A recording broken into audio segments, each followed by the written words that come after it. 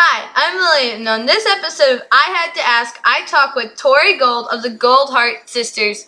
Listen on to see why I had to ask. I'm here with Tori Gold of the Gold Heart Sisters. Welcome to the show, and welcome back from Europe. Well, thank you very much, Lillian. Can you tell our listeners about who you are as a band and as a family, and a little bit about what we can expect from listening to Gold Heart? Okay, yeah, definitely. Well, we're a five-piece band, and we are all family.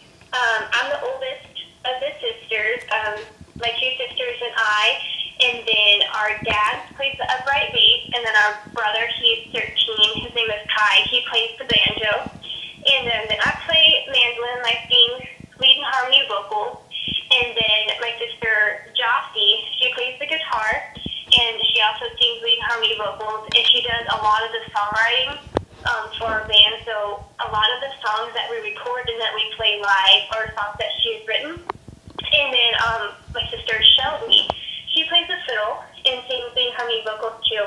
And she is also quite the songwriter. On our new project, we can talk about later, but they actually split the songwriting duties in half. So Jossie wrote 6 of the songs, and Shelby wrote the other 6 songs. So we do a lot of original material in our band, both recorded. Out of our 4 recorded CDs, 2 of those are all original, and then the other 2 have a lot of original as well. So, you can really expect that, some fresh new songs at our shows. But we love playing music with each other so much, and it's a highlight to us to get to share our music with other people, and also just to be able to create music that is special to other people with our family. It's such a blessing. We thank God all the time that He was He blessed us with the talents to be able to share songs and music as a family with others. Definitely. It's so exciting that you guys just returned from your tour in Europe. How was it? Oh my goodness, it was amazing. It was so great. And in 2009, we did a 2-week tour in the United Kingdom, and we'd always wanted to go to Europe, Germany, Austria, that area. So this year, the opportunity came up to go to Europe, and we were over there for 10 days, and it was just amazing. People came from all over Germany, Austria, and to see our shows, and we met some just really awesome people that loved bluegrass, that had been bluegrass fans for a long time. And we also met a lot of people who, it was like their first time hearing bluegrass, and they loved it. They were so enthusiastic about this kind of music. So it was really special to us to be able to share music with people who had never heard, bluegrass.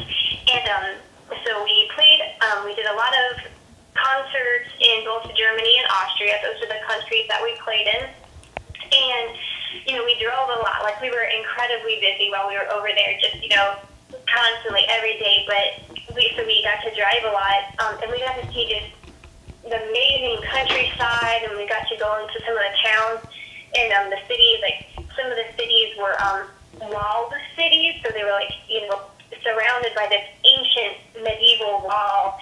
And it was just so cool, to be able to really get into the culture and find out the history over there.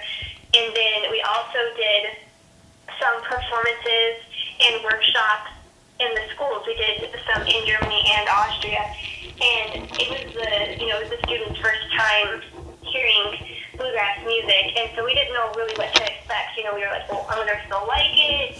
I wonder what they'll think. And they were just so full of questions and enthusiastic about the music. It was very encouraging to see.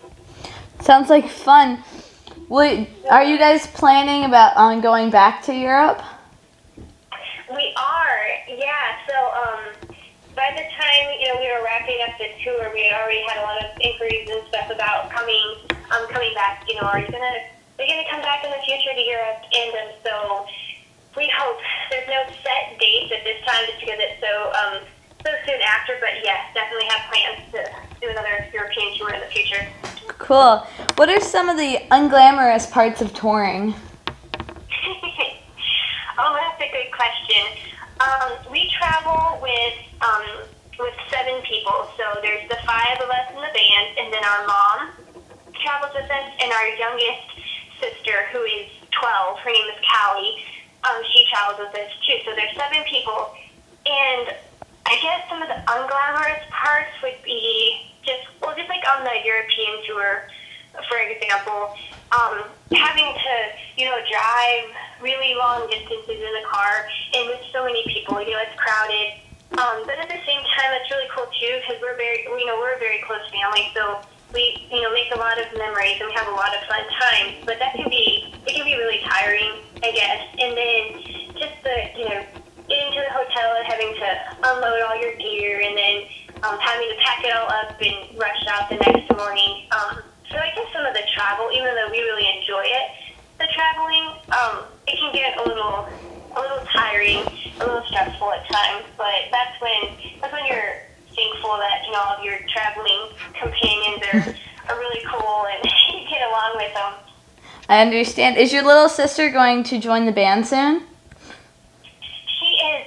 Even now, she sings with us at all of our concerts, and she sang a lot on the European tour. And she sings over here in the States with us all the time too. But she has such an amazing voice, and she's interested in learning instruments. She says that she wants to learn how to play like the guitar or the fiddle. So we'll see. But yeah, currently right now she's definitely singing with us. So it's really special. It's exciting as a 13-year-old to hear that. So, yes. So before your trip, I saw you guys play at the 2015 International Bluegrass Music Association World of Bluegrass, and you had an opportunity to perform at a special award ceremony. What was this like? Oh, it was incredible, and we were so just thrilled and excited and honored that our band was selected to play at the Momentum Awards luncheon. It's such a special day for all of the nominees and just for everybody in general. At the World of Bluegrass, it's a really special day, and it's an honor to have been chosen to play there. And it was so in the ballroom, it's just so beautiful in there, and everything is it's really special. We were so excited, and it was a phenomenal day. Like the show went fantastic. Everybody really seemed to enjoy it, and that was definitely, to me, and I think to the rest of the band, like the highlight of the week. We played a lot at IBMA. We had a lot of showcases because we were also selected as a band to be part of the Bluegrass Ramble at IBMA. But the awards luncheon, we still talk about it. We're like, oh, that was so amazing. That was so much fun. It was a great day, for sure. It was a good show that you guys put on that day. Thank you. You're welcome. Your band is emerging now in the bluegrass world. What are some of the goals you have for your band? Some of the goals, yeah, just, we released Places I've Been in May of this year, and, our goal with that was to, just really get that, project on the radio and out to listeners, and to be able to get on the road and tour with that CD. And it's been so great. This year's been so great. We've got to travel a lot. We played a lot of big festivals, and our single, Ain't That Crazy, it hit number 2 on the Bluegrass Today radio chart. We were just thrilled with that. But, as far as future goals, we're really, the Lord is in charge of it, and, we're just having an amazing time with each other, and we hope to get back in the studio here in the near future. Again, there's no set dates yet, but the girls, Jock and Shelby, are both, they're busy writing a lot of songs. They're always writing songs, so, hopefully just get back in the studio and be able to make some more great music. You mentioned earlier that you had a new project. Can you tell my listeners a little bit about that? Yes, it's entitled Places I've Been, and we released it in May of this year, so May of 2015, and it was produced by Ron Stewart with the Boxcars, and we had the most amazing time in the studio with him. He was a great producer, and he really let us be creative. Because as I mentioned before, it's an all original project.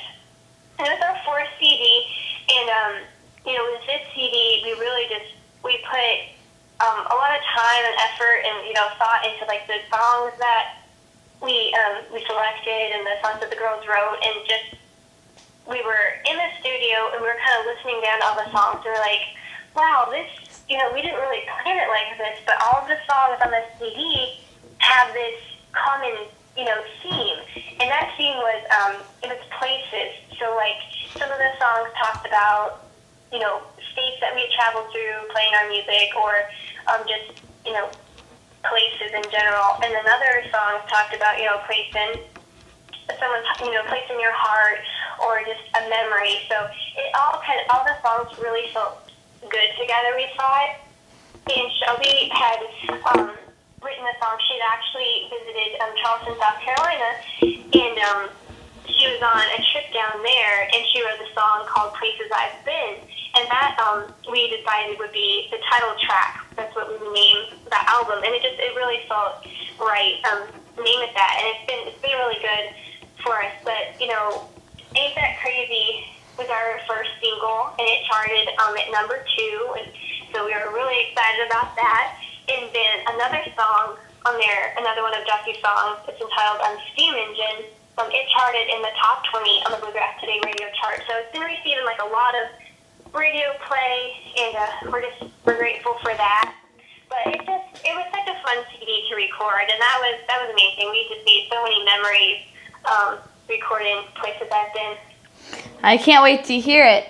My podcast is called I Had to Ask. What question do you wish people would ask you in interviews? Oh, wow, that's interesting. What question? I don't know. A lot of times we talk about, just like the music and current projects and stuff like that. And there's a lot that goes on behind the scenes too, I guess. And those are, I guess that's some of the really vital parts of the music, and, behind the band, and, just the way that the band works with each other is really important. But sometimes people talk about those things, and sometimes they don't. But all those things like preparing for a tour or preparing for a CD, a lot of times those are questions that don't really get talked about, but they're pretty it's pretty interesting, and you can learn a lot and kind of see a glimpse of a band that you might not have seen just from live stage performance or something. Definitely. If you could go back in time and give a younger you advice, what would you say? Oh, wow. If I could go, back in time and, I don't know, I was, looking back, we had, because the band, it started out, it was just the three of us girls, the three of us sisters, and we did a lot of stuff, just as a trio at first, and then after a year or two, we added a banjo player, a friend of ours played banjo, so we brought him on board, and then even later after that, our dad joined us on bass. So it kind of watching it progress, but I think the advice would just to really enjoy every moment, every stage, as a younger band or someone learning to play an instrument or sing, and just to really appreciate every stage, but at the same time really push yourself in a good way, and know that you can just try to do better and really try to educate yourself. And looking back, we really did that, but it's easier to see now than it was then, because then you were like, oh well, I wonder how you do that, or I wonder how you play those licks on the mandolin, or it just, I don't know. I think the main thing to remember is just to have fun with what you do. And I know a lot of people say that, but to truly enjoy it, and that's the main thing. And that's when your music is going to sound the best, when it's really coming from your heart, and